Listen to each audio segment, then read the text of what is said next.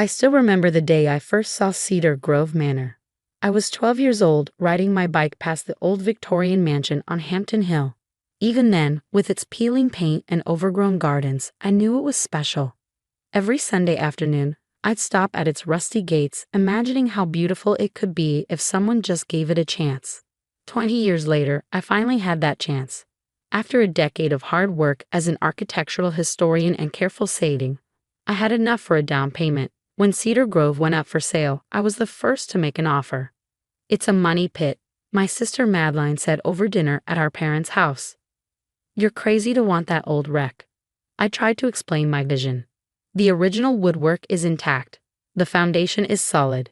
Yes, it needs work, but—" "What Madeline means," Mom interrupted, "is that it's not a suitable home for someone in your position.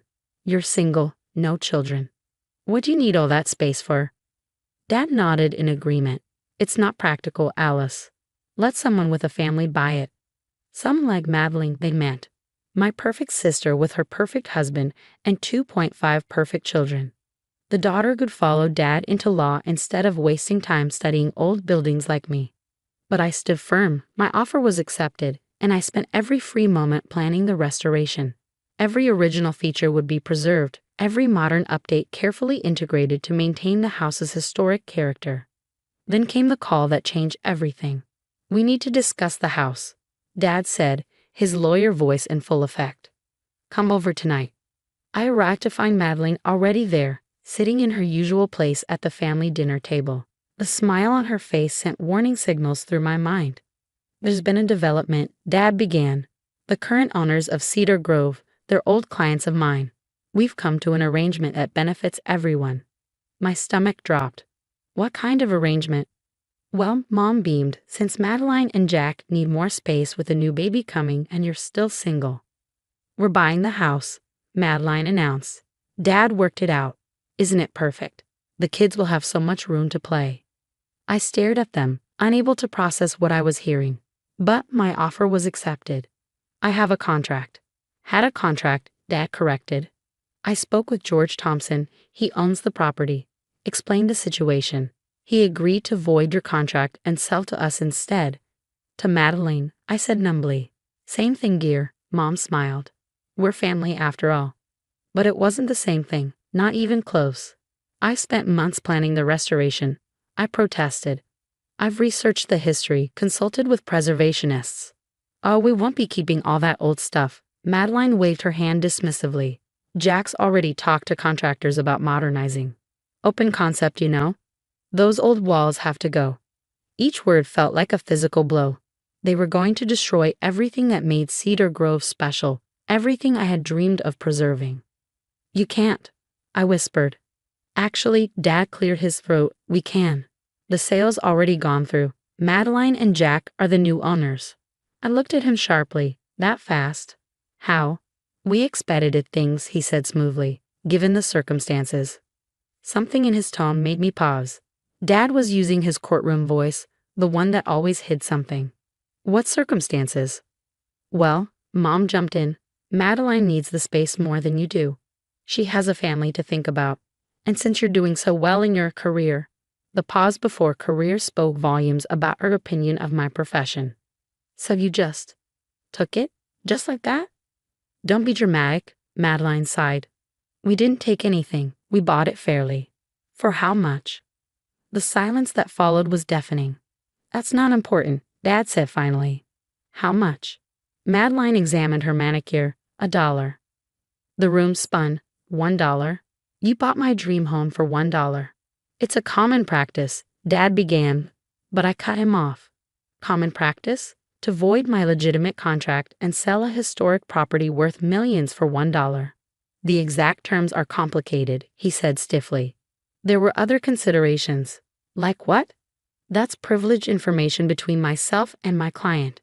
I stood up so quickly my chair fell backward. "Your client? You mean you represented both sides of this transaction? Isn't that a conflict of interest?" "Sit down, Alice," Mom snapped. "You're making a scene." But I was done sitting down. Done being the good daughter who accepted their decisions without question. "You know what the worst part is?" I said quietly. "Not that you took my dream away. Not even that you gave it to Madeline for nothing. It's that you really believe you did nothing wrong. We did what was best for the family, Dad insisted. No, I corrected him. You did what was best for your favorite daughter. Like always. I walked out of their house that night and didn't look back. Let them have their family dinners without me. Let them congratulate themselves on how cleverly they'd manage everything. But something nagged at me. The speed of the transaction. Dad's careful evasions about the other considerations. The fact that George Thompson, who'd been so enthusiastic about my restoration plans, had suddenly changed his mind. It took 3 months of research and calling in every professional favor I had, but I finally found what they tried to hide. The truth about Cedar Grove Manor, and why they'd been so desperate to get it for Madeline before anyone else could look too closely. My phone rang as I sat in my apartment, surrounded by property records and historical documents. It was my friend Lisa at the county records office. You were right, she said without preamble. There's something very wrong with that sale, and it goes back a lot further than your sister's purchase. I looked at the papers spread across my desk. Decades of ownership records, building permits, and something else. Something that would change everything. How bad? I asked. Bad enough that when this comes out, your father could be disbarred. And that's just the beginning. I smiled, thinking of Madeline's smug face as she announced her ownership of my dream home, of Dad's careful legal maneuvering, of Mom's dismissal of my dramatic reaction. They thought they'd won. They thought they'd put me in my place once and for all. But they didn't know what I discovered. They didn't know that Cedar Grove Manor held secrets worth far more than its architectural heritage. And they certainly didn't know that their perfect $1 deal was about to become the most expensive mistake they ever made. 3 weeks after my discovery, I sat in the office of District Attorney Helen Martinez, watching her face as she reviewed the documents I'd gathered. She paused, shaking her head. This is unprecedented. Are you sure about these findings? I nodded, opening another folder. The original land grant from 1872, the trust documents from 1923, the preservation covenant from 1955. And here, I pulled out the key document, the Federal Historic Site designation that was mysteriously lost in 1985. When your father became George Thompson's attorney, Helen finished. Exactly. They've been hiding this for decades. Every sale, every transfer of Cedar Grove Manor has been illegal since then. The truth had been buried in layers of legal paperwork and conveniently missing documents. Cedar Grove wasn't just a historic house. It was a federally protected landmark. More importantly, it was held in perpetual trust for the preservation of its architectural and historical significance. No one could actually own it. No one could modify it. And certainly no one could sell it for $1 to tear out its historic features.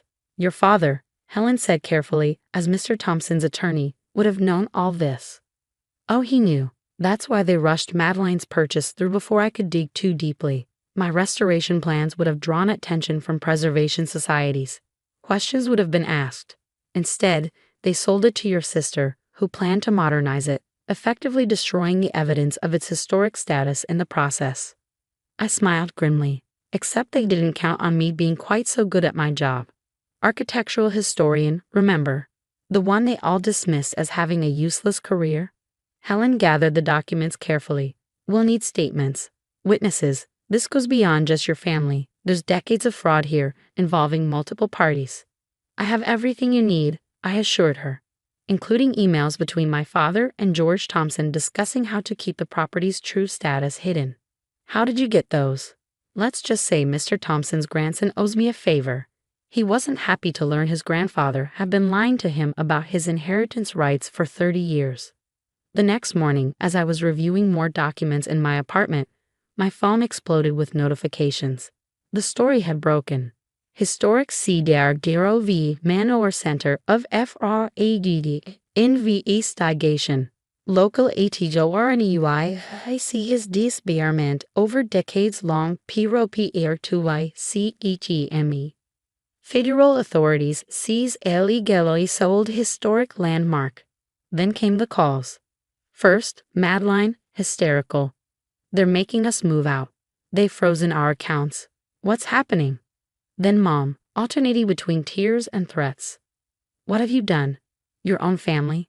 Finally Dad, his lawyer voice cracking. Alice, we need to talk. Whatever you think you know. I let them all go to voicemail. Instead, I drove to Cedar Grove, parking across the street to watch the chaos unfold. Federal agents swarmed the property. Preservation experts documented every illegal modification. Journalists gathered at the gates, cameras flashing. A familiar figure stormed out the front door. Madeline, designer handbag clutched like a shield, mascara running. "You can't do this," she screamed at the federal marshals. "We own this house. We paid for it." "You paid $1, I said, finally stepping forward. "For a property that was never for sale in the first place." She spun toward me, face contorted with rage. You did this." "No, Madeline. You all did this. You and Dad and George Thompson. 40 years of fraud, all because you couldn't stand the idea of playing by the rules. It's just an old house. It's a federally protected landmark held in perpetual trust for historical preservation, something Dad knew perfectly well when he helped George Thompson start falsifying documents in 1985. Your father," a new voice interrupted, "has bigger problems than real estate fraud at the moment." Helen Martinez approached, flanked by federal agents. "We've just executed a search warrant at his office." The Cedar Grove documents were just the beginning. Care to guess what else we found? I could guess. Dad's careful arrangements for special clients hadn't started or ended with Cedar Grove. "You've destroyed this family," Madeline spat. "No," I corrected her. "I exposed the truth. There's a difference." Later that evening, as the sun set behind Cedar Grove's distinctive turrets, I stood in what would have been my library. The room was half demolished, Madeline's modernization arrested mid-destruction. "Miss Harrison." A preservation expert approached, carrying blueprints. "We found your restoration plans in the county archives. The trust board is very impressed. They'd like to talk to you about overseeing the rehabilitation." I touched the original walnut paneling, still perfect under decades of neglect. "What about my father's legal issues?" "That's out of our hands, but given your role in exposing the fraud and your obvious commitment to historic preservation." I smiled. "When do we start?" Over the next year, Cedar Grove transformed. Not into Madeline's modernized showpiece, but into the carefully restored historic landmark it was always meant to be. Every detail I dreamed of preserving was brought back to life. Dad was disbarred, his other arrangements for special clients coming to light one by one. Madeline and Jack, their assets frozen pending investigation, moved in with Mom. George Thompson faced federal charges. And me? I was appointed permanent curator of Cedar Grove Manor, living in the caretaker's cottage and overseeing its preservation for future generations. Was it worth it? Lissa asked one evening as we sat in the restored garden. "Going up against your whole family?" I looked at the house, glowing in the sunset. Every window restored, every architectural detail preserved. Inside, tourists and history students explored rooms that told stories spanning centuries. "They thought they were punishing me," I said finally, "selling my dream house to Madeline for $1. But they never understood what made it valuable in the first place. The historical significance. That too, but mainly the truth. Cedar Grove's truth had been buried under decades of lies, just waiting for someone to care enough to dig it up." My phone buzzed, another message from Mom, probably. They still tried to contact me sometimes when they needed money or wanted to explain. I'd stop listening to the explanations. "You know what the best revenge is?" I asked Lisa. "What's that?" I smiled, watching a group of architecture students sketching Cedar Grove's distinctive features. Living well in the house they tried to steal, knowing that their $1 deal cost them everything. The next morning, I found an envelope in my office. Inside was a single document, the original dollar bill Madeline had used to buy Cedar Grove. Across it, someone had written, "Some things are worth more than money." I pinned it to my bulletin board next to my preservation awards and the newspaper article about the fraud investigation. A reminder that sometimes justice comes not in the form of revenge, but in the simple triumph of truth over lies. They had tried to take my dream and give it to Madeline for $1. Instead, they had given me something far more valuable, the chance to protect Cedar Grove forever, ensuring that no one else could ever treat it as a mere commodity to be bought and sold. That was worth more than any dollar they could ever spend.